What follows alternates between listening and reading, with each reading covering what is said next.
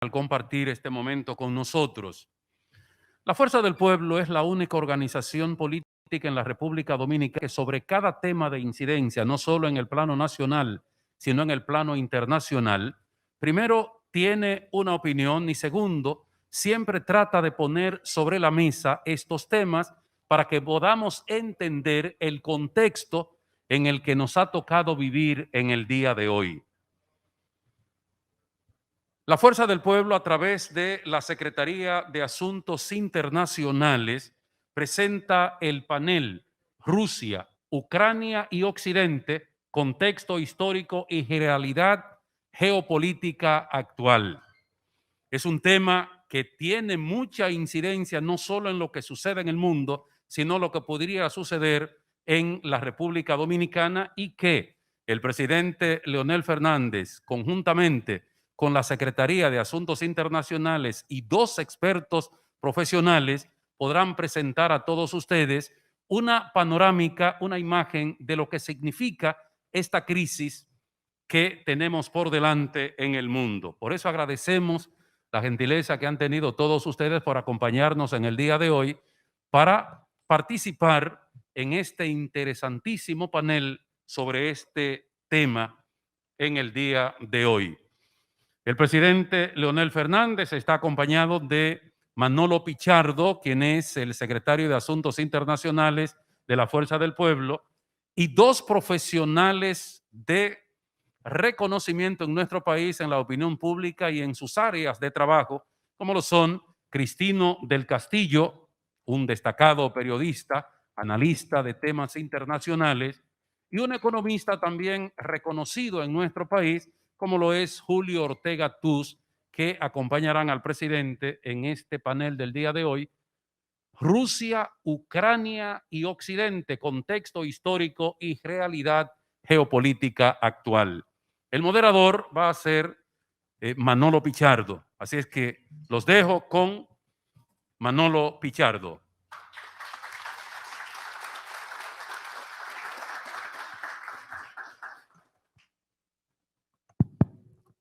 Buenas noches, compañero presidente Leonel Fernández. Gracias por aceptar la invitación de venir a compartir con nosotros en este conversatorio. Cristino, también, Julio, muchas gracias por aceptar esta invitación y a todos ustedes. Les damos la bienvenida también a algunos miembros de la dirección política que están aquí, Fernando Fernández y el compañero Ditren. Muchas gracias a todos por estar presentes acá. Bueno, la idea de este conversatorio estaba prevista para hacerla a fin de mes, pero resulta que ha habido debates sobre el tema y muchos de los compañeros, gente cercanas a nuestra organización, nos pidieron adelantar este conversatorio. Porque sobre el tema y el origen de la crisis hay muchas especulaciones y hay muchas opiniones. Algunos plantean, sobre todo los que tienen una visión occidentalizada, de que el responsable de la crisis es Putin porque quiere reeditar lo que fue la Unión Soviética. O sea, quiere traer a la Federación Rusa a Ucrania, quiere conquistar a Bielorrusia. Bueno, ya no podrá con los bálticos porque son parte de la OTAN. Y en fin, Putin se defiende diciendo que Occidente, Europa junto a la OTAN y los Estados Unidos están cercando su nación y están llegando a territorio vital. Y pone el ejemplo de que si Rusia, por ejemplo, desplaza tropas en Canadá, en la frontera con Estados Unidos, ¿qué haría los Estados Unidos? O si lo hace de igual forma en México, ¿qué harían los Estados Unidos en la frontera con Estados Unidos?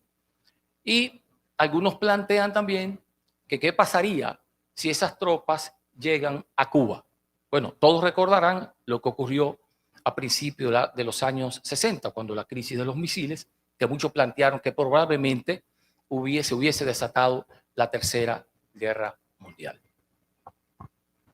Por otro lado, esas cosas dejan interrogantes, ¿verdad? Por otro lado, hay los que piensan y opinan que ni Rusia, ni Europa, ni Ucrania quieren una confrontación. Que quien quiere la confrontación es los Estados Unidos. Y la quieren porque tienen una situación interna, económica y vieja, que es estructural, que quieren resolver con una guerra. Y aquí uno acude al pentagonismo sustituto del imperialismo, donde Juan Bosch plantea que Estados Unidos, para reactivar su economía, necesitaba de la guerra. Vender armas, pertrechos militares, y luego van los ingenieros para la reconstrucción. Pero hay un actor invisible que no vemos, que nadie ve. Y es un actor, a pesar de que quizás no sabe que es un actor, o tal vez lo sabe, y se trata de China. Por lo siguiente, Estados Unidos, la embestida estadounidense con relación a esto y las especulaciones que hay con una posible guerra, incluso que habría una tercera guerra mundial. Yo vi hace un par de días un video simulando una guerra, en donde se bombardea desde Rusia a Europa, desde Europa a Rusia, de Rusia a Estados Unidos, de Estados Unidos a Rusia, y se plantea al final que morirían en poco más de 3 horas 91 millones de personas, en poco más de 3 horas, por una razón simple. Primero, porque las armas son más destructivas que en 1945 y son más. Y segundo, porque la densidad poblacional es incomparable con la de 1945. ¿Qué ocurre? Esas personas que opinan de esa manera alegan que Estados Unidos quiere volver a ser un país hegemónico, pero tiene un problema. Alguien en la carrera le está respirando en la nuca, dicen algunos. Y ese que le respira en la nuca es China. Entonces Estados Unidos necesita una guerra para reactivarse y necesita una guerra, dicen algunos, para reafirmarse como líder mundial. Hay algunos que dicen que la cosa es tan seria en esta disputa que China es la primera potencia del mundo. Y yo recuerdo, hay agua por aquí, y yo recuerdo un cable de Bloomberg de hace algunos meses, en donde Bloomberg daba cuenta que China es ya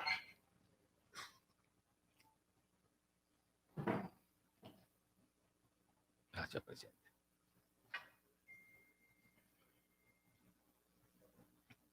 Que China es ya el país más rico del mundo en términos patrimoniales. Salió en Bloomberg hace un par de meses. Pero todos sabemos que hace más de 10 años, China ya en términos de paridad de compra rebasó a los Estados Unidos. En términos de PIB, todavía Estados Unidos es superior a China. Algunos han pronosticado que China lo será a partir de 1930. Ya hay algunos que dicen, se adelantaron 2 años, que será a partir, del 2030. Ya hay algunos que dicen que será a partir de 2028. Lo rebajaron a 2 años. Sin embargo, hay un periodista llamado Dan Collins, un periodista estadounidense, que dice que ya China es la primera potencia del mundo. Y dice que es la primera potencia del mundo porque el PIB estadounidense es una mentira. Y alega que ese PIB no tiene una base en la producción real, que ese PIB es impresión de moneda y que por lo tanto ya no es el país más rico en términos de patrimonio, ni lo es en paridad de compra, ni lo es en PIB nominal. Entonces, todo esto genera una serie de interrogantes. ¿Putin es responsable de la guerra? ¿Es la Unión Europea y la OTAN que quiere cercar y llegar a territorio vital de Rusia? ¿O son los Estados Unidos que quieren esta guerra para revitalizarte y reafirmar su poderío a nivel global? Esas son de las interrogantes que nosotros pensamos y ojalá y podamos despejar en este conversatorio. Bueno, seguimos entonces con Cristino del Castillo, experto en temas internacionales. Bien, bueno.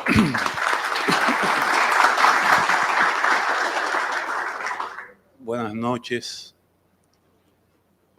quiero ante todo agradecer la oportunidad de compartir aquí en este escenario con todos ustedes, con la presencia del doctor Leonel Fernández, gran líder político, gran estadista y, como dijo Julio Ortega, también un gran conocedor de los temas internacionales. No común en los presidentes dominicanos. Así es. Muchas gracias, Manolo, Julio.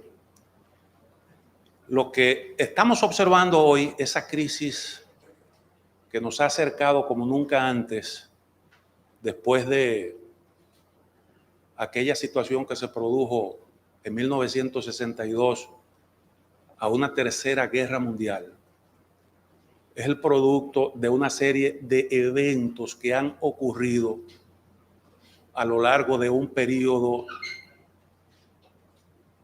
de 30 años.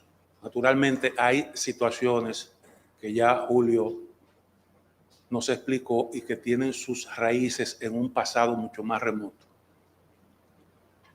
Y como se trata de una situación que se ha venido gestando con el paso del tiempo, es un poco difícil escoger un punto de partida para el análisis, pero yo prefiero comenzar con una pequeña, simple reflexión. Cuando se producen cambios importantes en la correlación de fuerzas, sea en el plano regional o en el plano mundial, siempre sobrevienen procesos de ajustes geopolíticos. Y muchas veces los conflictos bélicos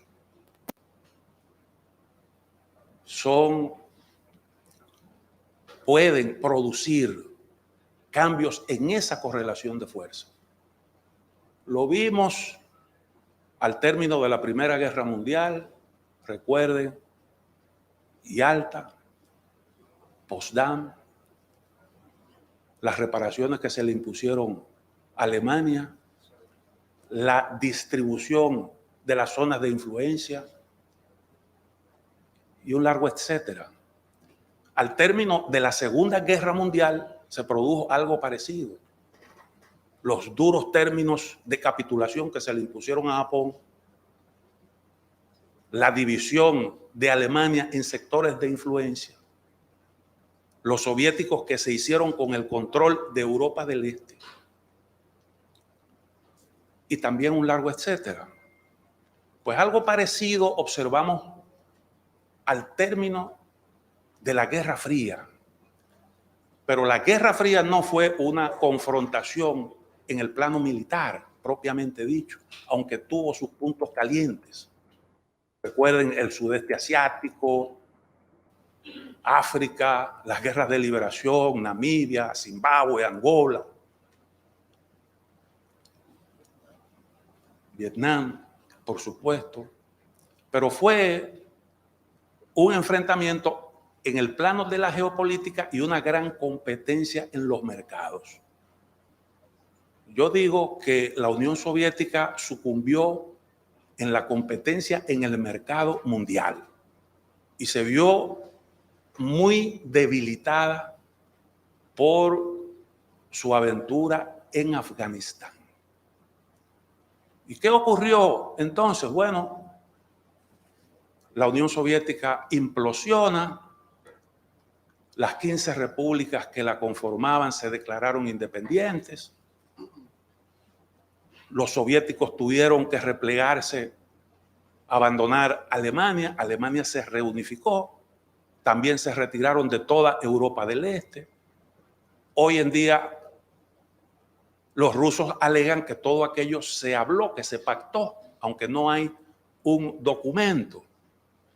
Pero ellos sostienen que hubo la promesa de construir relaciones de amistad, de colaboración.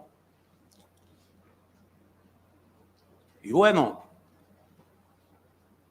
en un artículo reciente del profesor Jeffrey Sachs, que es un académico de la Universidad de Columbia, además de eso, asesor del secretario general de Naciones Unidas, él decía que lo que estamos viviendo hoy es el producto del trato que le dieron después de la caída de la Unión Soviética a Rusia, que prácticamente la humillaron después de estar en el suelo.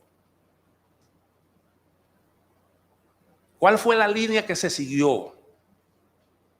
Bueno, pues lógicamente Julio hizo referencia a un hecho importante, y es que no hubo aquí un tratado para repartir áreas de influencia y de alguna forma acomodarse a los cambios en la correlación de fuerza, sino que más bien hubo un proceso encaminado primero a cortarle las alas a Rusia para que no volviera a ser un gran jugador en el tablero mundial.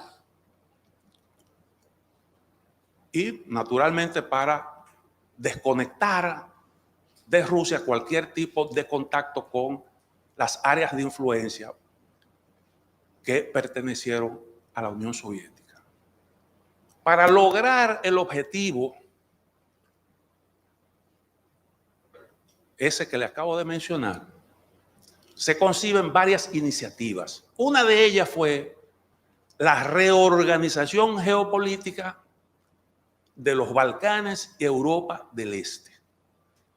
Recuerden ustedes los bombardeos en la antigua Yugoslavia, eso que ahora Rusia invoca como una violación al derecho internacional. Yugoslavia, el gran Estado eslavo del sur, eso es lo que significa, desapareció. En su lugar emergieron estados independientes. Julio tocó también ese aspecto. Eslovenia, Croacia, Bosnia-Herzegovina, Macedonia, hasta Kosovo salió de ese proceso con un estatus de territorio independiente, a pesar de haber sido, como dice Julio, una provincia de Serbia, solo que ahí se concentró una población de inmigrantes de origen albanés. Luego, Checoslovaquia también se divide, dicen que se fue un matrimonio, un divorcio por mutuo consentimiento, se divide en República Checa y República de Eslovaquia. Y toda Europa del Este, entonces pasa una buena parte, pasa entonces a formar parte de la OTAN y de la Unión Europea. Curiosamente, la OTAN, un pacto militar que se creó supuestamente para contener a la Unión Soviética, después de caída, después del colapso de la Unión Soviética, siguió existiendo, pero no solo siguió existiendo, sino que se amplió, se fortaleció. Y esa operación le salió bien a la OTAN, a Estados Unidos y sus aliados. Luego hubo otra iniciativa importante con el mismo objetivo, y fue la invasión de Afganistán. Aparentemente fue ese paso una reacción a los acontecimientos del 11 de septiembre, pero indiscutiblemente que esto se ligó con objetivos de tipo geopolítico. Es difícil sostener un micrófono en estas circunstancias porque no se pueden disimular los nervios. Eso se ligó con objetivos geopolíticos. Afganistán en el mismo centro del Asia Central, entre dos áreas de influencia, occidental con Pakistán ahí al lado y las repúblicas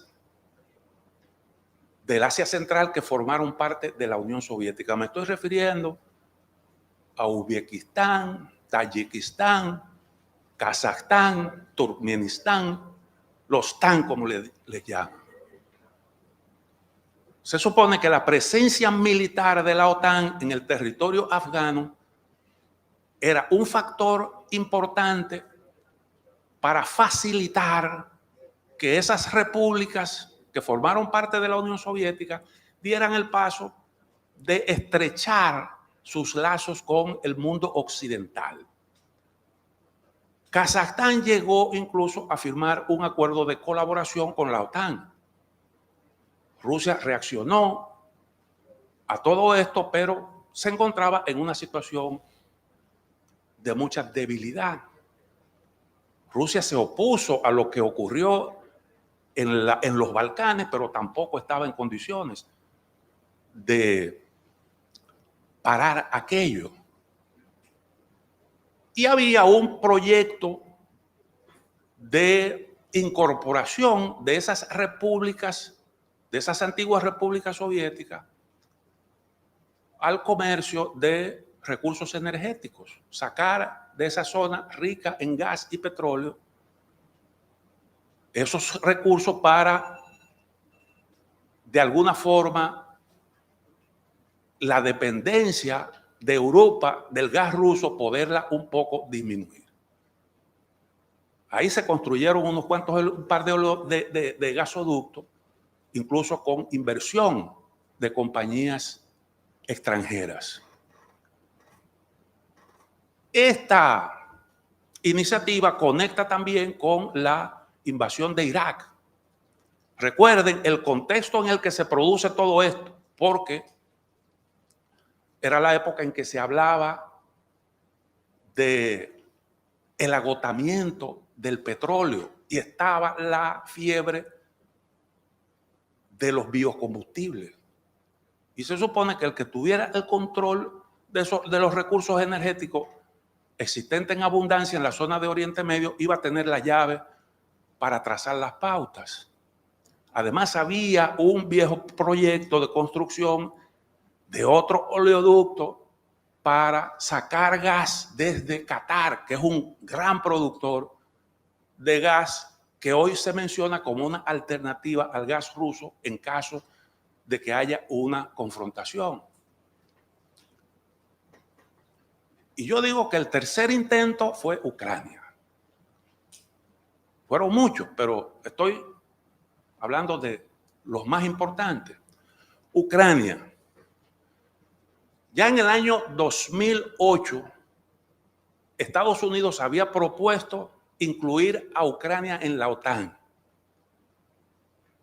A Ucrania y a Georgia. A esa iniciativa se opusieron Alemania y Francia. Pero posteriormente hubo una declaración de los jefes militares de la OTAN en la que se planteaba como una meta la incorporación de Ucrania a ese pacto militar. Y eso naturalmente provocaba muchas inquietudes en Rusia. En el 2014 se produce una reunión en una de las repúblicas bálticas de los líderes europeos con el entonces presidente Víctor Yanukovych. Le hicieron una propuesta de asociación con la Unión Europea. No era incorporación a la Unión Europea, sino una propuesta de asociación. Le ofrecieron también un préstamo del Fondo Monetario Internacional. Y la respuesta de Víctor Yanukovych fue más o menos la siguiente.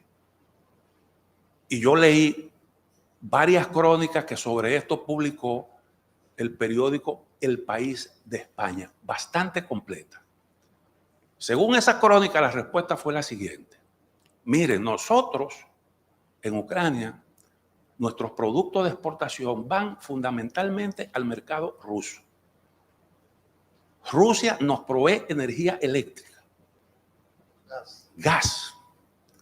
Nos paga por la flota del Mar Negro. Nos ha ofrecido mejorar los precios del gas. Nosotros recibimos entre 2.000 y 3.000 millones de dólares al año por los oleoductos que pasan por el territorio de Ucrania. Y además de eso, Rusia nos ha ofrecido un crédito para atender las necesidades urgentes que tenemos. Ellos tenían un problema también de vencimiento de deuda. Tenían que hacerle frente a eso. Lo que ustedes me están proponiendo me colocaría a mí en una situación de mucha fragilidad.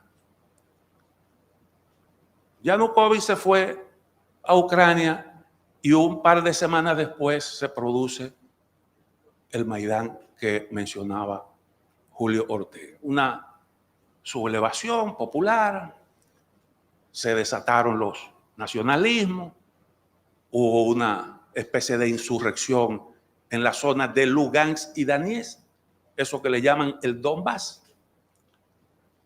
Rusia apoyó, se anexó Crimea, hizo una especie de consulta popular, alegó que era históricamente un territorio que pertenecía a Rusia, porque Ucrania ciertamente hasta 1954 fue parte del territorio ruso y la población allí es mayoritariamente rusa.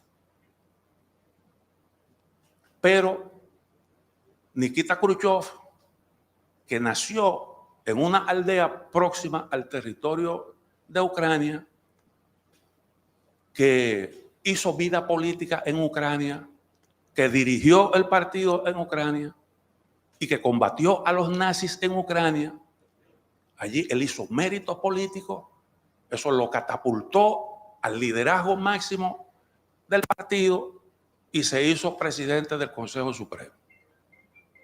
Por una iniciativa de él en el 54 se aprobó vía administrativa ese regalo. Julio hablaba del origen. Hay algo que menciona Putin, no sé si ustedes se dieron cuenta de que hace poco inauguró una estatua a Vladimir I, un gesto muy simbólico, porque como decía Julio, se le reconoce como el fundador de la Rusia. El término ruso, era el nombre que le daban los pueblos eslavos a los vikingos. Los vikingos hicieron un pacto con los que vivían en esos territorios porque los házaros incursionaban ahí, incendiaban, saqueaban, mataban, y entonces propusieron un pacto para crear una especie de sistema de defensa. Ahí es cuando comienza realmente, se creó un territorio que le llamaron entonces, lo dijo Julio, primero las tierras del Rus y después la Rus de Kiev, cuando desde las ciudades que se fundaron, entonces hubo una marcha hacia el occidente. Y eso condujo a la ampliación del control de un vastísimo territorio. Estoy hablando de lo que hoy es no solo Rusia, sino también Bielorrusia y Ucrania. Estamos hablando de que tienen un origen común. Y Ucrania no existió en el mapa político sino hasta que se fundó la Unión Soviética.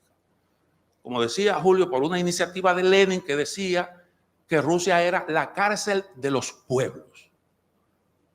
Bueno, el asunto es que la confrontación militar terminó, bueno, no se puede decir que terminó, eso hay que ponerlo entre comillas, pero hubo un acuerdo que lo impulsó Alemania, Francia, con la participación de Rusia y de Ucrania.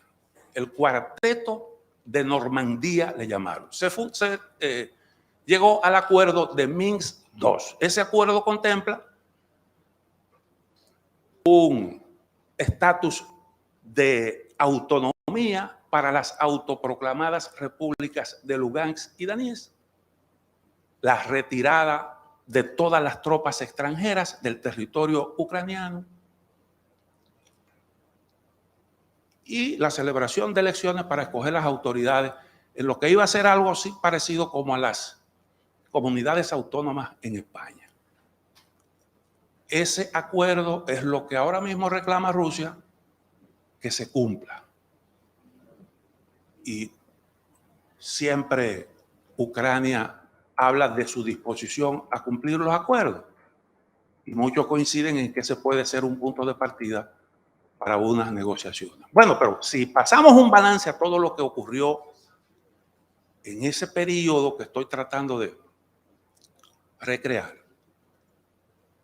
encontramos que hubo exitosamente una reorganización geopolítica de Europa del Este, pero un gran fracaso en Afganistán, en Irak, porque en Irak resultó que los chiitas accedieron al poder, los sunitas con Saddam Hussein eran minoría, habían construido ahí una especie de equilibrio sobre la base de la astucia y la mano dura, y como consecuencia de eso, entonces los chiitas se hacen con el poder y terminan tratando de entenderse con sus amigos iraníes que son también chiitas. Eso generó ahí un cambio importante en esa zona. Fracasaron en Siria porque no pudieron derrocar al gobierno de Bashar al-Assad.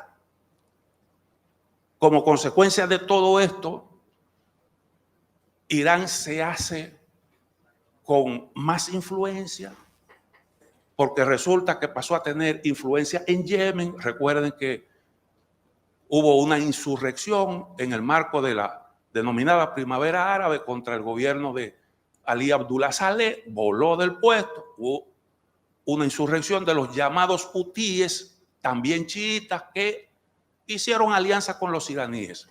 De manera que Irán también tiene influencia en Irak, influencia en Yemen, influencia en Siria, porque participaron de los esfuerzos por evitar la salida, el colapso del gobierno de Assad.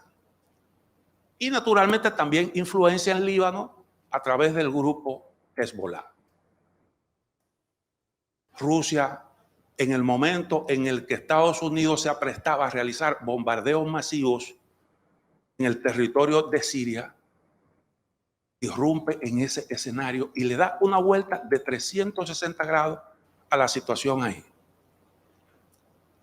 Y termina ganando mucha influencia. Pero además de eso, Rusia logró evitar, bueno, consolidó o restableció su influencia en el Asia Central. El último movimiento fue el que vimos recientemente, cuando le dio un espaldarazo al gobierno de Kazajstán enviando tropas para enfrentar una manifestación como consecuencia de un incremento en el precio del gas licuado de petróleo. Rusia impidió la incorporación de Georgia a la OTAN y envió tropas a ese territorio. Además de eso, envió tropas a Moldavia. Moldavia ahí es un territorio importante porque hace frontera con Ucrania. Los rusos tienen el control de una franja del territorio que se llama Transnistria. De manera que hay una presencia militar en esa zona de Moldavia, ahora en Bielorrusia, en Crimea, con una influencia grande en el noreste de Ucrania, en esas repúblicas autoproclamadas, y también fuerzas militares que ha concentrado en gran número en su frontera con ese país.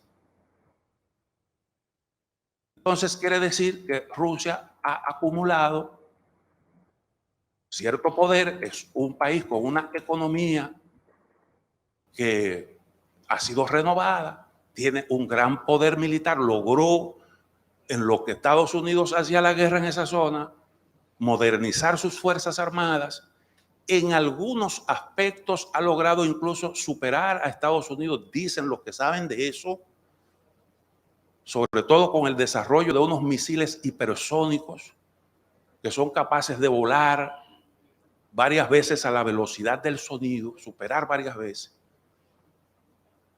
Hicieron una demostración destruyendo un satélite, lo que da una idea de la precisión y el alcance.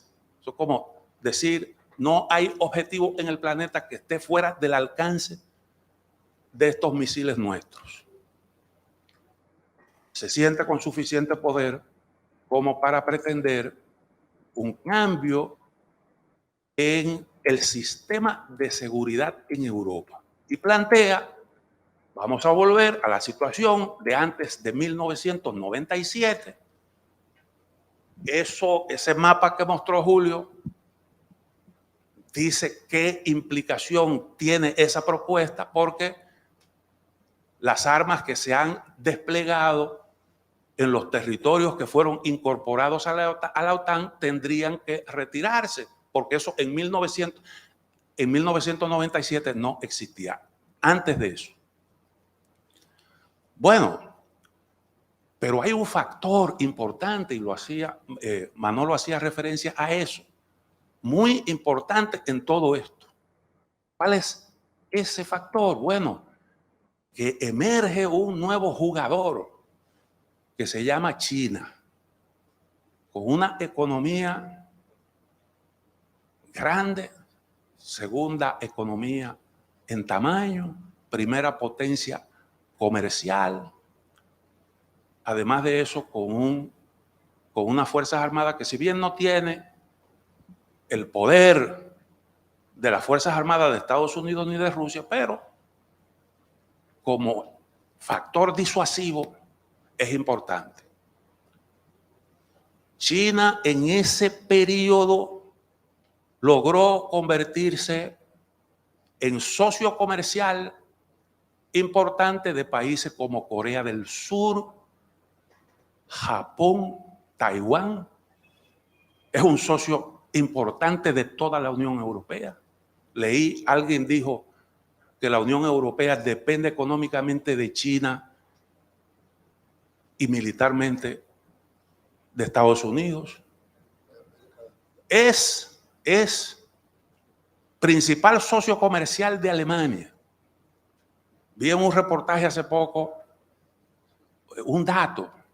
1 de cada 3 contenedores que entran o salen de los puertos de Alemania son chinos. Pero además de eso, China llega a América Latina. Se hace principal socio comercial de Chile, de Perú, de Brasil. Con Argentina acaba de firmar un acuerdo, se incorporó al proyecto de la denominada Ruta de la Seda, firmó contratos por más de 23.000 millones de dólares, buenas relaciones con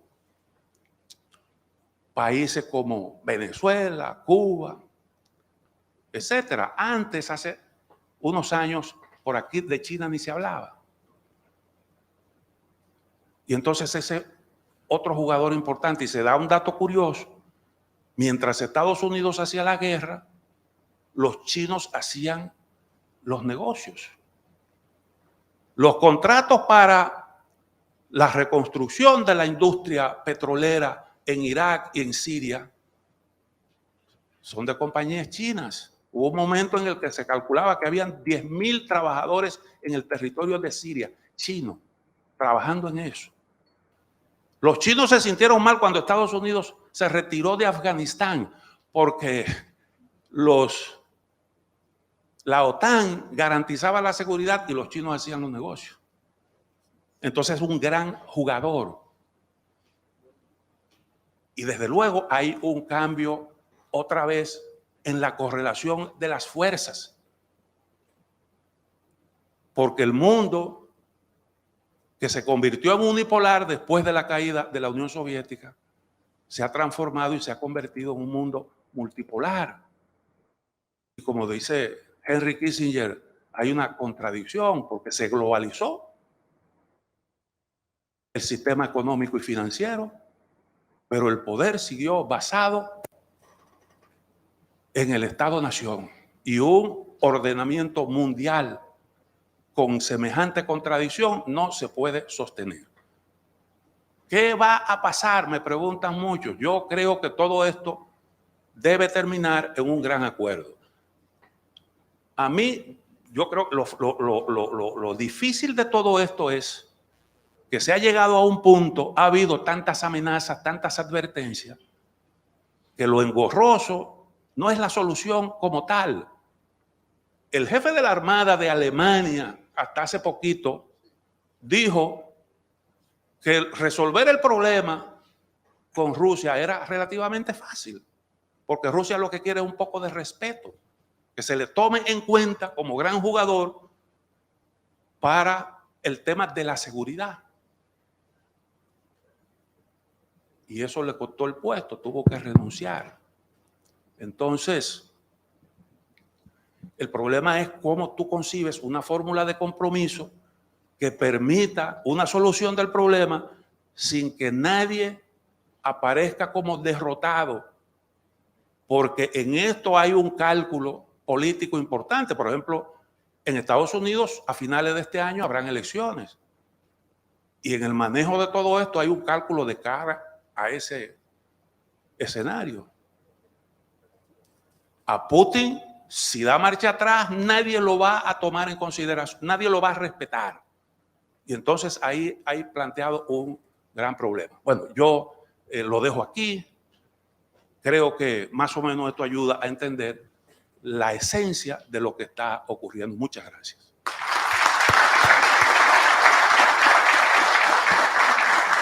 Muchas gracias. Gracias, Cristino. Dos aportes interesantes, una visión desde una perspectiva histórica, la otra partiendo de acontecimientos geopolíticos que se dan, que tienen de alguna manera relación con el conflicto en Ucrania y nos ayudan a entender el fenómeno, el porqué de la crisis, ¿verdad? Nos ayuda a entender cuáles actores también inciden en la crisis y empieza a despejar las preguntas que en principio nosotros nos estábamos haciendo. Vamos ahora a darle la oportunidad al compañero Leonel Fernández, líder de la Fuerza del Pueblo, y con el perdón de los amigos que están aquí, yo creo que es el mayor conocedor de la política internacional en la República Dominicana.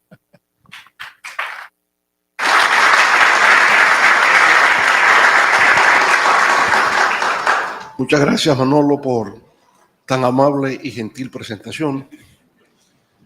Para mí es un gran honor poder compartir este escenario con dos grandes amigos, ¿verdad? Julio y Cristino, de quien yo esta noche he aprendido mucho, de manera que se disminuye la idea de que soy el gran conocedor. Vivo aprendiendo constantemente y aprendo porque escucho, ¿eh? Y ustedes han hecho unas magníficas intervenciones aquí esta noche que nos han enriquecido a todos en una mejor comprensión de lo que está ocurriendo hoy en esa región del mundo. Pero también, Manolo, creo que debemos sentirnos profundamente regocijados porque somos el único partido de la República Dominicana y uno de los muy pocos de América Latina, supongo, que se reúne para reflexionar acerca de problemas mundiales, lo que indica que en la Fuerza del Pueblo estamos una vez más retornando a la idea de que en la política las ideas importan y que el poder radica en las ideas. Y es cuando discutimos estos temas que surge la pasión por la política y no la política como un mecanismo de escalamiento social personal. Entonces yo creo que estamos aquí demostrando que somos un partido diferente, que cree en el valor y la importancia de las ideas, educa su militancia para que pueda ser realmente un rol de auténtico liderazgo. De manera que le felicito como titular de la Secretaría de Relaciones Internacionales por esta convocatoria que hemos tenido esta noche para discutir un tema de la relevancia y la trascendencia de esto que está ocurriendo entre Rusia, Ucrania, la Unión Europea, Estados Unidos y que impacta a todo el mundo. Hoy hay 125,000 soldados en la frontera entre Rusia y Ucrania y hay tropas ucranianas que están en estado de alerta ante lo que el mundo entiende puede ser un estallido bélico. una guerra. Ahí Julio nos presentó un video que simula lo que podría ser esa guerra. Es una guerra de aniquilamiento mutuo, ¿no?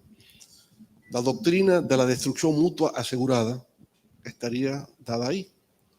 Cuando se desarrolló el concepto, ¿verdad?, de armas nucleares, si dos países están armados con armas nucleares y van a una guerra, es destrucción mutua asegurada. Nadie puede ganar esa guerra. Por tanto, yo creo que esta guerra no se va a dar. Mi primera impresión es que esa guerra no se va a dar. Le van a buscar alguna solución pacífica por la vía diplomática. De hecho, Julio y también Cristino hacían referencia de la visita del presidente de Francia, Emmanuel Macron, en lo que se llama la estrategia del diálogo seguro. Se traslada a Moscú desde París para discutir una salida diplomática al conflicto. Ahora, el conflicto tiene una gran complejidad. Ya veíamos el contexto histórico. Sin irnos al siglo XVII, tan remotamente al siglo XX, con el triunfo de la revolución bolchevique se abre una nueva etapa de la humanidad. El triunfo del socialismo. Y luego ese país es solo el único país socialista hasta la Segunda Guerra Mundial. Termina la Segunda Guerra Mundial y China se convierte en el segundo país socialista en el 1949 con el triunfo de la Revolución China, ¿verdad?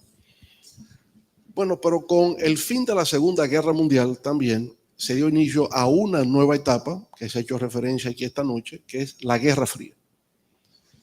Y la Guerra Fría fue una rivalidad entre superpotencias por razones ideológicas, por razones políticas, por razones económicas. Fundamentalmente entre las dos grandes superpotencias post Segunda Guerra Mundial, los Estados Unidos y la Unión de Repúblicas Socialistas Soviéticas, que no existía como Unión de Repúblicas Socialistas Soviéticas sino hasta el año 1922. Eran países distintos, no eran parte de una unidad, se unifican a partir de 1922. Y ahora, en el 1945, derrotada Alemania y sus aliados en la Segunda Guerra Mundial, emerge como una superpotencia, hasta el punto que es rival de los Estados Unidos, el país con mayor fuerza económica, política, diplomática, militar, después de la Segunda Guerra Mundial. Antes, hasta la Primera Guerra Mundial, el país considerado más poderoso era Gran Bretaña, el Reino Unido. ¿Por qué? Porque producía carbón y dominaba los mares, tenía el control marítimo. A partir de la Segunda Guerra Mundial, el país más poderoso son los Estados Unidos, pero surge un rival, la Unión Soviética, la Unión de Repúblicas Socialistas Soviéticas. Procura la expansión del modelo socialista como organización económica, social y política, y lo va logrando de alguna manera como consecuencia del proceso de descolonización que se da post Segunda Guerra Mundial. Recordemos, no estamos hablando de los imperios coloniales del siglo XV y XVI. Ya cuando se unifica Alemania en el siglo XIX, los estados alemanes se unifican en un solo país, los estados italianos en un solo país. En Europa surgen los imperios modernos. El imperio portugués, que tiene colonias en África. Mozambique es una colonia portuguesa. Angola es una colonia portuguesa, ¿verdad? Francia tiene colonias en Asia y tiene colonias en África. Indochina es una colonia francesa. Argelia es una colonia francesa. Después de la Segunda Guerra Mundial se arma la guerra de Indochina, ¿verdad? Entonces de Indochina está dividida en dos, Vietnam del Norte y Vietnam del Sur, y se da una disputa entre Estados Unidos y el mundo socialista por quién controla Vietnam. Y el tema es la expansión del comunismo, ¿verdad? En el mundo occidental, al socialismo marxista-leninista lo llaman el comunismo. En la doctrina marxista no se llamaría comunismo porque sería una etapa superior al socialismo que nunca llegó. Pero son las etiquetas que se utilizan en la prensa, medios de comunicación y en el lenguaje académico. Bueno, la política norteamericana de Guerra Fría es una contención a la expansión del comunismo. Entonces, las antiguas colonias europeas, Argelia, se crea el Frente Argelino de Liberación Nacional. Angola, el Frente de Angola de Liberación Nacional. El Frente de Vietnam del Norte de Liberación, o Vietnam del Sur de Liberación. Son frentes de liberación nacional que luchan contra el Imperio Portugués, el Imperio Francés, el Imperio Británico. Todo es así. Entonces hay un proceso de descolonización que queda influido por ideas marxistas, se quieren independizar como naciones y adherirse al bloque soviético. Estados Unidos quiere impedir eso. Quiere impedir que haya una expansión del comunismo y su política de Guerra Fría se llama de contención al comunismo. Correcto. Bueno, y la Unión Soviética llega a tener una gran influencia en todas partes del mundo, inclusive aquí en América Latina. Cuba, después de la invasión de Girón, de Playa Girón o de Bahía de Cochinos, cuando la Revolución Cubana derrota esa invasión de exiliados apoyados por Estados Unidos, se proclama socialista y hace una alianza con la Unión de Repúblicas Socialistas Soviéticas. Entonces llegó a América. Cuando nosotros hacemos la Revolución de Abril de 1965, era una revolución democrática que procuraba hacer retornar al país a un presidente que fue democráticamente electo, derrocado, el retorno a una constitución. Estados Unidos comete el error de invadir a República Dominicana diciendo que quiere impedir una segunda Cuba. Justifica la ocupación militar a República Dominicana como parte de la política de contención a la expansión del comunismo. Aquí se equivocó, porque aquí no había comunismo, se equivocaron, como se equivocaron en muchos lugares. Pero en esencia era eso. La Unión Soviética se veía como el rival. Nunca hubo una guerra entre la Unión Soviética y los Estados Unidos, pero muchas guerras periféricas, muchas guerrillas, donde estaban de un lado o del otro. Nadie pensaba que la Unión Soviética iba a desaparecer así por así. Eso no estuvo en cabeza de nadie, ni siquiera en la de Mikhail Gorbachev, que cuando fue electo para reformar el socialismo, no para convertirse en su sepulturero. Pero ocurrió así. Nadie previó que eso podía desaparecer sin disparar un solo tiro. Nada, de repente cayó. Ahora, el tema que nos convoca es qué pasa después que la Unión de Repúblicas Socialistas Soviéticas desaparece y cómo es que estamos en la situación actual. Entonces, en el marco militar, en el periodo de la Guerra Fría, se crea del lado norteamericano la OTAN, que es una alianza, ¿verdad?, de países occidentales, organización del Tratado del Atlántico Norte. Los países europeos occidentales, Gran Bretaña, Francia, Italia, Portugal, ¿verdad? Estos son los países que en principio están ahí, junto con Estados Unidos. En respuesta a eso, el bloque soviético crea el Pacto de Varsovia, capital de Polonia, y son los dos grupos militares que apoyan ambos bandos. Al desaparecer la Unión Soviética, desaparece el Pacto de Varsovia. Entonces muchos analistas creen, bueno, como ya no hay comunismo, ya eso no es una amenaza, el componente militar del bloque soviético desaparece, ¿para qué existe la OTAN? Y muchos se plantearon la desaparición de la OTAN, que la OTAN desaparezca, ya no tiene razón de ser. Bueno, pero ocurren paradojas en la historia, porque cuando cae la Unión Soviética, Estados Unidos quiere incidir para que la Unión Soviética sea un país democrático en la forma occidental y que tenga una economía de mercado. El propio Jeffrey Sachs, cristino, fue a la antigua Unión Soviética, a Rusia, para preparar un plan de transición de una economía de planificación socialista a una economía de mercado. Estuvo allí en Rusia tratando de hacer la transición de un modelo socialista a un modelo de mercado. Pero también Boris Yeltsin se comprometió sus fuerzas a hacer la transición democrática, presidentes electos, elecciones que se iban a hacer en Rusia, distintos partidos, no solo el Partido Comunista de la Unión Soviética que desaparecía, que sea un sistema plural.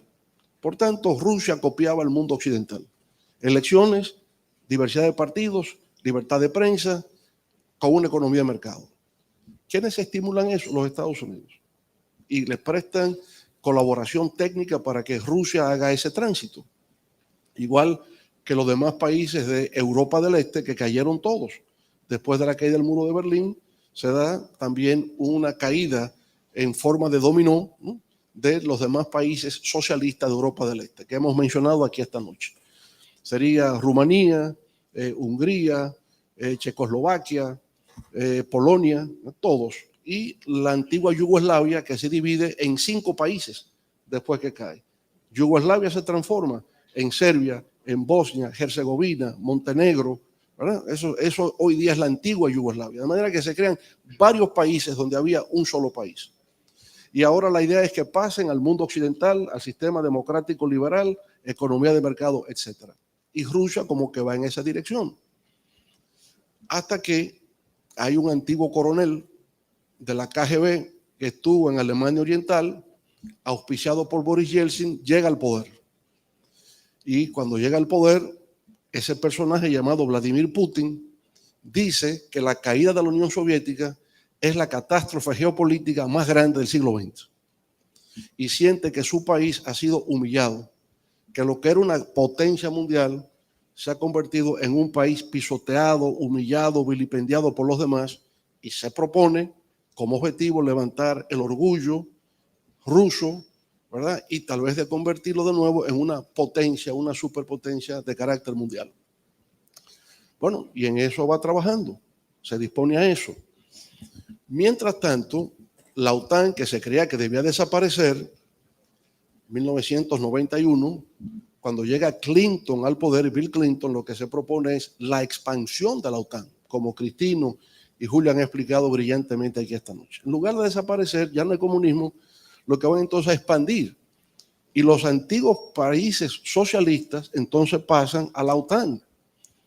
Y bueno, pasa Polonia y Alemania Oriental unificada ahora con Alemania, y pasa Hungría, y pasa Rumanía, y pasa la antigua República, la República Checa y Eslovaquia, que era antes Checoslovaquia, se divide en 2. Bueno, no les gusta a los rusos, pero todavía están distantes.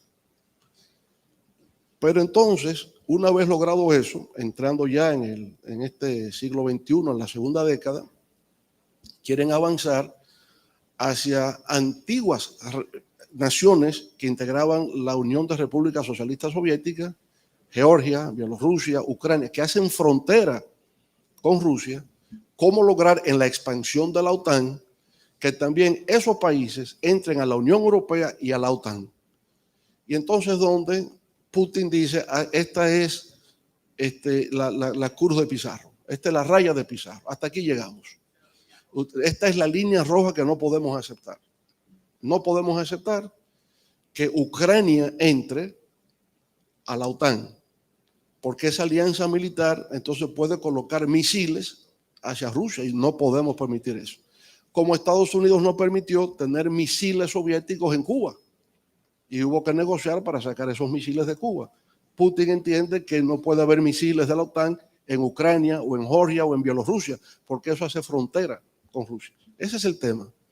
Ahora bien, la pregunta sería, ¿y por qué razón Estados Unidos y la OTAN quisieran entonces tener a Ucrania y después a Georgia y a Bielorrusia en la OTAN? ¿Por qué? ¿Por qué insisten en eso a pesar de que saben de que Rusia no lo acepta por razones de seguridad? Varias razones. La primera es la visión de Rusia como potencia. Si Rusia tiene control de Ucrania, se convierte en un imperio, se convierte en una potencia. Si Rusia no tiene control sobre Ucrania, no es potencia. ¿Por qué razón? Porque Ucrania es el segundo país más grande de la Europa Oriental.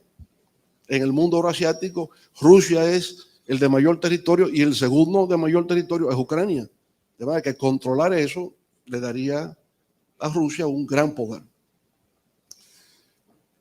Pero también se disputa, hay intereses diversos que se han dicho aquí en el día de hoy, hay temas familiares. La parte de Ucrania oriental, esa parte del este de Ucrania, hablan ruso, son rusos de origen, ¿verdad? hay un vínculo histórico, familiar, de lengua, de tradición entre Rusia y Ucrania, que se considera como que uno es parte del otro. Ha sido así. Ya ustedes ven, la península de Crimea siempre fue de Rusia. Nikita Khrushchev fue que se la regaló. Nikita Khrushchev regaló la península de Crimea a Ucrania, pero eso siempre fue de Rusia. Pero lo hizo cuando era la Unión de Repúblicas Socialistas Soviéticas, y lo hizo por la fraternidad, lo hizo por la solidaridad del mundo socialista. Ahora ya no lo son. Y resulta que si Ucrania pasa a la OTAN y con Ucrania Crimea, la flota marítima rusa no tiene salida al Mar Negro. Y si no tiene salida al Mar Negro, no llega tampoco, no cruza el Báltico, no llega al Mediterráneo, no tiene presencia en el Medio Oriente, ni tampoco en África del Norte, ni hacia el Atlántico. Por tanto, es un tema geopolítico de supervivencia. Rusia necesita inevitablemente tener control del puerto marítimo de Sebastopol, ¿verdad?, donde está la flota en el Mar Negro. Insisto, del Mar Negro salen por el Báltico al Mediterráneo, norte de África, el Atlántico y también Medio Oriente. Es imposible entender que Rusia no pueda tener control de la península de Crimea. Ahora, entonces son los intereses, el tema de la venta del gas, los gasoductos, los oleoductos que salen desde Rusia, pasan por territorio de Ucrania y venden eso en Europa, en Alemania. Esos son intereses. Pero lo más importante es que en la historia se ha sostenido en una perspectiva geopolítica que el que controle Eurasia domina el mundo. Y entonces, si Rusia logra mantener el control de esa parte del mundo, ahora conjuntamente con China, en la ruta de la seda, el mundo Indo-Pacífico, o sea, Océano Pacífico con el Indo, donde se vincularían China y Rusia, dominarían la región de Eurasia, y con eso, hacia el futuro, controlarían el mundo. Los norteamericanos estudian eso. Hay un gran estratega geopolítico norteamericano fallecido unos años atrás, Zbigniew Brzezinski, polaco, pero que vivió muchos años en Estados Unidos, que el primero en pronosticar la caída de la Unión Soviética, el único teórico de la geopolítica que sistemáticamente en sus libros, en sus artículos pronosticó que la Unión Soviética iba a implosionar, fue él. Y se convirtió en el gran sovietólogo, ¿eh? Y llegó a ser el gran estudioso de los temas de la Unión Soviética. Lo dicho por Brzezinski en esa materia era acto de fe. Bueno, entonces, la idea es que si China en el mundo del Pacífico y Rusia en esa parte de Eurasia logran combinar fuerzas, dominarían las rutas desde el Océano Pacífico al Océano Índico, donde hoy se concentra, primero, la mayor población del mundo, segundo, la mayor concentración de riquezas, y tercero, por donde pasa el mayor flujo comercial del mundo. Si se controla eso, se dominaría el mundo. Entonces, en el corto plazo podemos estar hablando de que el tema de Ucrania y Rusia es un tema de intereses del gas, del petróleo, o que la OTAN tiene una ambición de expansión. No es mucho más que eso. Lo que se está discutiendo es el futuro de la humanidad, y quien controla eso, controla el mundo. Solución: ninguno de los dos tiene que controlar nada. La humanidad es de todos. Y por consiguiente, ¿no?,